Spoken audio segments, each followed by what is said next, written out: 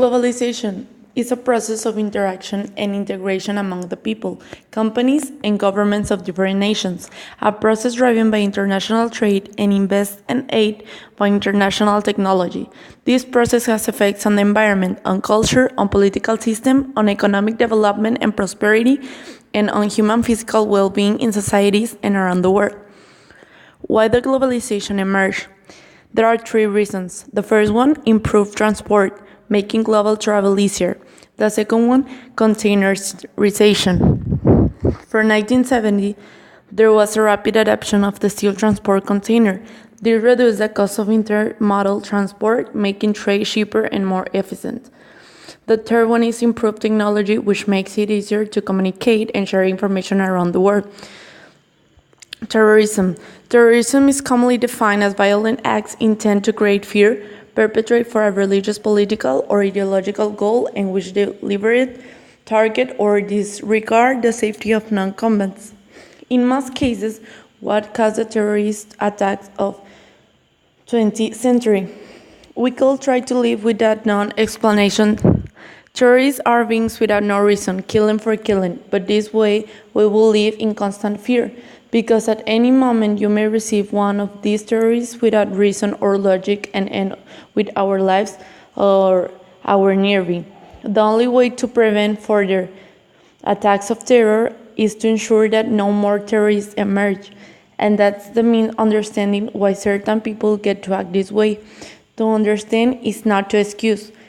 With a terrorist act, there is no reason, but behind, yes, there is a reason, logic, understand why an act of terror also helped to live in peace with his experience with pain, suffering, and loss of the next.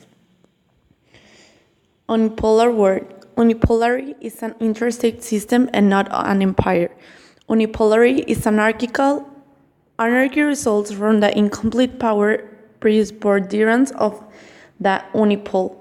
Unipolar system possess only one great power and face no competition. If a competitor emerges, the international system is no longer unipolar.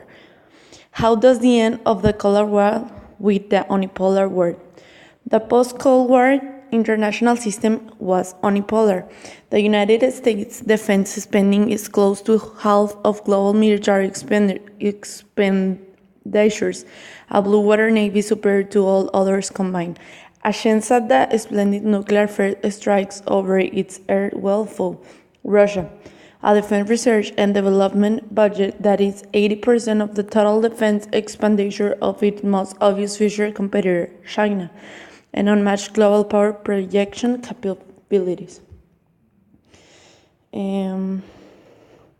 Digital era. The digital revolution or informatics is another phenomenon that has marked our era. Since the invention of the television and the telephone, the world has traveled through a process of unprecedented technological advances. The progression of the computer in the middle of the 20th century has been a principal innovation that has marked the revolution. As well known, computers today form a fundamental part of our lives, helping us to process documents, perform numeric operations, control systems of all types, study, work, and be entertained. How has the digital era influenced today's society? The technology brought many positive and negative things to the world, but I think it's necessary for us to improve new things, to create new things, and use the internet or in the daily life.